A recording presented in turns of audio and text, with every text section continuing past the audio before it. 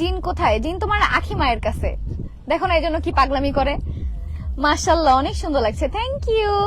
এটা কোন জায়গায় বলবেন? সোমা খান, এটা নদীর মাঝখানে। পড়ে যাবো তোমরা, মুক্তাবো এমন যে করো। শাপলা ফুল উড়াইতে যায় নৌকা কাজ করে লাইছে। আমি পড়ে যেতাম এখনই, আল্লাহ পানির মধ্যে। তোমার লাগে এই কাম করছে না।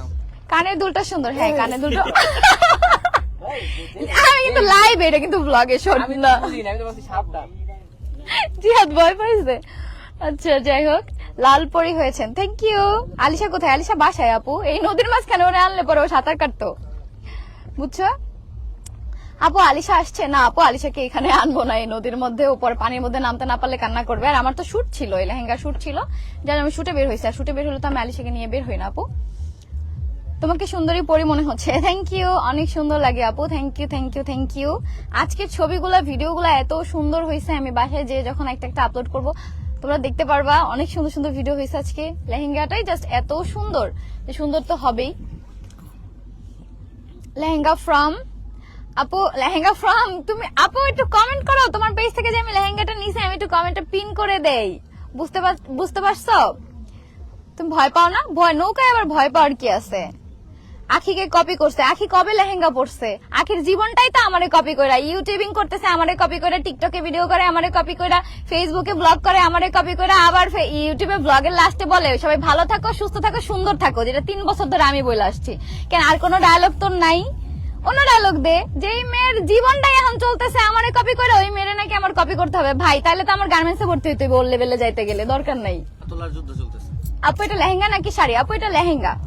বলতে পারো যে আমাকে কপি করতেছে, আমি যখন যেই শাড়িটা পরি আমি তার 2 দিন পর দেখি সেই শাড়ি পরে, সেই কালার শাড়ি পরা হচ্ছে, ছবি আপলোড দেয়। আমি খয়েরি শাড়ি পরছি রিসেন্ট আমার হাজবেন্ডের বার্থডেতে, তার একদিন পরে সে খয়েরি শাড়ি পরছে। কেন ভাই?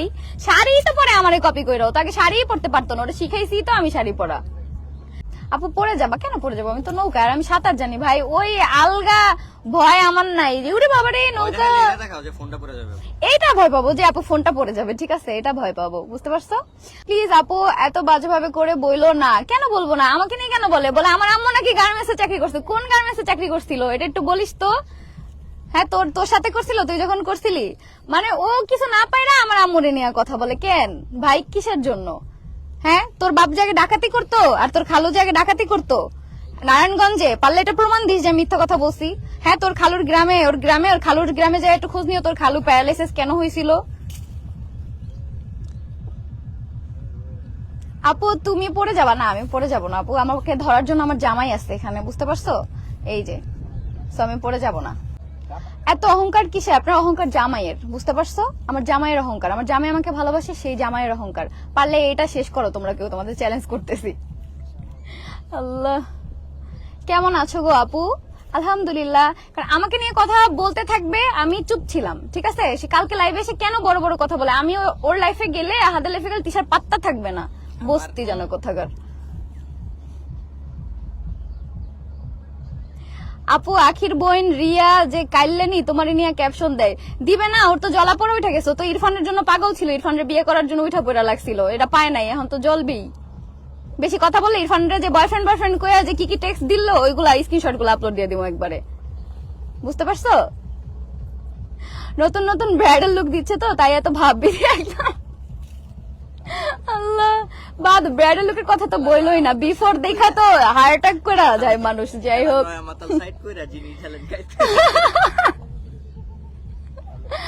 আখি বেয়াদব মেয়ে, যার জন্য ভাইরাল হয়েছে, তার নামে বদনাম করে করেই তো ভাইরাল হয়েছে। আমি তোরে সাথ দিয়ে দিছি না, আমি অসুস্থ ছিলাম, যার জন্য আমি এগুলো নিয়ে কিচ্ছু বলি নাই। দেখি একটার পর একটা লাইভ করতেছে, আবার আমি যাদের সাথে প্রমোশনের কাজ করি, ও কি একটা কথা দাও তো, ওই ভয়েসটা আমি শুনাই, আমার কাছে দাও। ও কত বড় সাহস, ও জেসমিনরে নিয়ে এত বড় কথা বলে, ও কোথায় পাইছে এত বড় সাহস? পৃথিবীর সবাই কি শুধু ওর সাথে প্রমোশনের কাজ করবে আর আমার সাথে কেউ কাজ করবে না? তাহলে করলো না কেন? ও কেন ধরে রাখতে পারে নাই?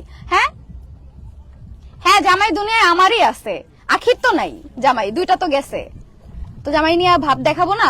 আমার জামাই নিয়ে সে অনলাইনে এসে বড় কথা বলে, আমার জামাইয়ের কাছে আসলে নাকি আমার পাত্তা থাকবে না, আর আমার জামাই আমাকে এত ভালোবাসেন, ভাব দেখাবো না? অবশ্যই দেখাবো, বুঝতে পারছো?